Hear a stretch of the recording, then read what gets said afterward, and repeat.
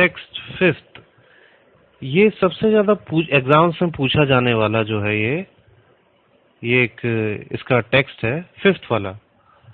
यहाँ पर जो कवि है थोड़ी सी आध्यात्मिक बात करता है, वह इंसान की उत्पत्ति और भगवान का महत्व, के ईश्वर का क्या महत्व है ये बताता है। थोड़ा सा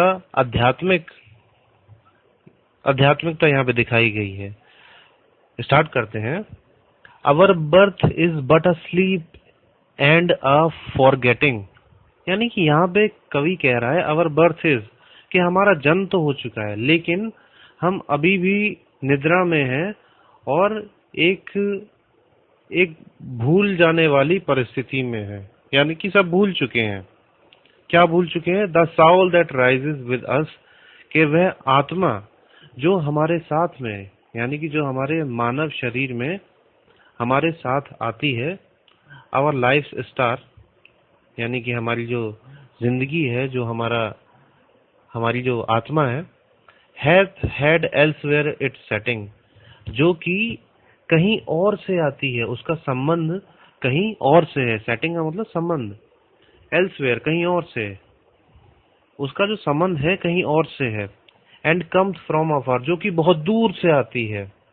नॉट इन एंटायर फॉरगेटफुलनेस, जो कि अभी भी पूरी तरीके से भूली नहीं है। यानी भूली क्या नहीं है? भूली वह ईश्वरीय सुख को नहीं है, ईश्वर की प्राप्ति को नहीं है, ईश्वर के वह जो शांति है, जो जीवन का असली मतलब है, वह अभी पूरी तरीके से भूली नहीं। जो आत्मा है वह कहीं ना कहीं हमारे अंदर जागरूक रहती है। लेकिन यहाँ पे जैसे कि पहले पैराग्राफ में अवर birth is but a slip and forgetting.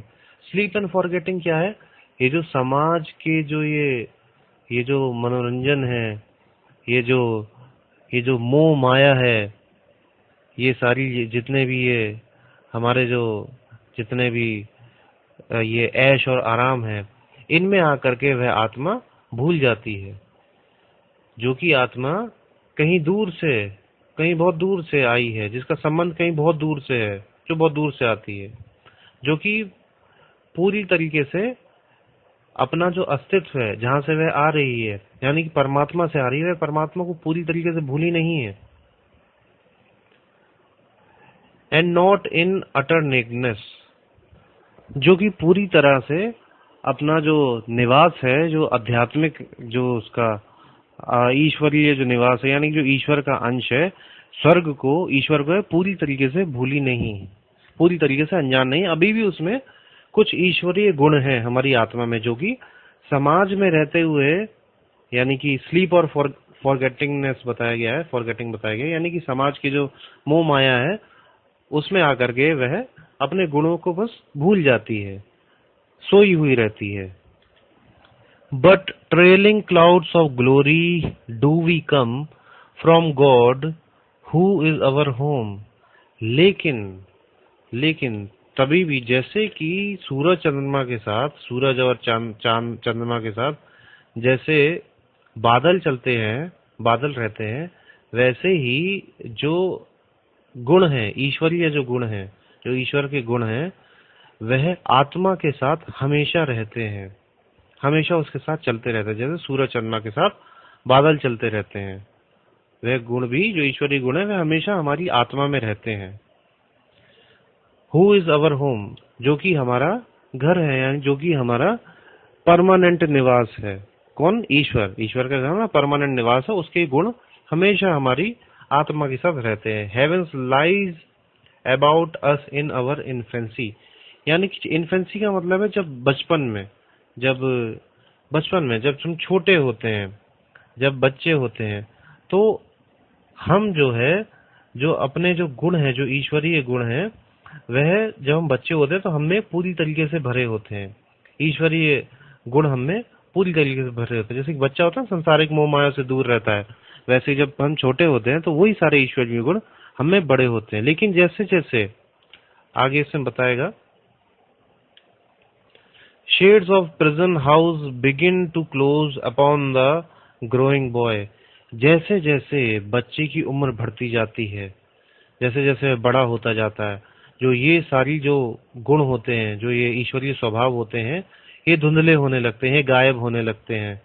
और एक दिन, यहाँ पे प्रिजन का भी यूज किया गया है, एक दिन वह जो बच्चा है वह संसार में, प्रिजन हाउस बोला गया संसार को, इस संसार में कैद हो जाता है, यानी कि संसार की मोह माया में कैद हो जाता है। ये उसको अपने में बंद कर लेती है और वह उस मोह माया के तले दब जाता है, यानी कि मोह माया में खो जाता है। दिन आगे है, but he beholds the light and whence its flows. लेकिन तब भी उसके अंदर वह प्रकाश जो है, वह जो ईश्वरीय जो चमक है, वह तब भी उसके अंदर रहती है। एंड वेंस इट्स फ्लो, और वह कहाँ से आती है ये नहीं कह सकते, ये हमेशा उसके अंदर रहती है। ये कहाँ से आती है ये नहीं कह सकते। He sees it in his joy, वह इस चीज को, यानी कि वह जो ईश्वरीय चमक है, उसको कभी कभार महसूस भी कर सकता है, उसे कभी कभार आनंदित भी होता है वह उससे, संसारिक मोह माया में पड़ने के बाद उसको खोजता भी है। The youth who daily farther from the east, यानी कि वह लोग जो डेली दूर दूर जाते हैं जॉब करने के लिए, यानी कि अपना रोजी रोटी कमाने के लिए जो दूर दूर तक जाते हैं, यानी पैसा कमाने के चक्कर में जो लोग दूर दूर जाते हैं, यानी कि दूर हो जाते हैं, ईश्वर से दूर हो जाते हैं, पैसा कमाने के चक्कर में गिर जाते हैं, दूर हो जाते हैं। Must travel still is nature's priest, या नेचर प्रीस्ट का मतलब है कि प्रकृति के पुजारी। वह यदि चाहे तो वह अभी भी अपनी उस देवीय शक्ति को बनाए रख सकते हैं, जो वह ईश्वरीय शक्ति है, जो ईश्वरीय चमक है जो उनके अंदर है, वो उसे बनाए रख सकते हैं यदि वह जो प्रकृति है उसके पुजारी बन जाए। यानी प्रकृति है, नेचर है, उसे सच्चा प्रेम कर लें। यानी कि यहाँ पे विलियम्स वर्डवर्थ कहता है, उसका ये व्यू है कि जितनी भी सुंदरता है वह सब प्रकृति में है, प्रकृति के अलावा बाकी सब चीजें झूठी हैं, और उसकी देवी शक्ति होगी जिसका वो विलाप कर ही रहा है। नेक्स्ट लाइन है इसमें, and by the vision splendid is on his way attended. जो ईश्वरीय शक्ति है, जो ईश्वर है, वह हमेशा उसको सही रास्ता दिखाता है। जब जब वह भटकता है, जब जब मनुष्य भटकता है, तो जो उसके अंदर जो देवीय शक्ति है, जो ईश्वरीय शक्ति है, वह उसको रास्ता दिखाती है, उसका पाथ डिफाइन करती है, उसका मार्गदर्शन करती है, उसको बताती है क्या सही है और क्या गलत है, और वह हमेशा हमेशा उसके साथ रहती है। वह जहाँ पे भी जाता है, वह जिस रास्ते पे भी चलता है, और वह उसको जो सामाजिक, जो ये दुनिया की जो बुराइयां हैं, कठिनाइयां हैं, उनसे यह उसको संभालती है, और उनसे कैसे निपटना है ये उसको बताती भी है। At length the man perceives it die away and fade into the light of common day। यानी पहली लाइन जो है, at length the man perceives it die away, यानी कि यदि ज्यादा लंबे समय तक मनुष्य अपने अस्तित्व को खोजने की, अपनी एग्जिस्टेंस को खोजने की कोशिश नहीं करता है, तो ये जो ईश्वरीय जो आभा है, जो ये ईश्वरीय जो दृष्टि है, अपनी जो हमारी आत्मा की जो शक्ति है, ये धीरे धीरे करके धुंधली हो जाती है, डाई हो जाती है, दूर चली जाती है, फेड हो जाती है, चली जाती है, और जो इंसान है, वह जो समाज है, उसके मोह माया में खो जाता है। इस वजह से ये दृष्टि हमारी चली जाती है। And fade into the light of common day, और कॉमन डे का मतलब और दिन प्रतिदिन की चिंताओं में उसका सारा ध्यान लग जाता है, और ये चीज उससे खो जाती है, गायब हो जाती है। यहीं पे ये समाप्त होता है। कुछ क्वेश्चन हो तो कमेंट कीजिएगा आप। Thank you.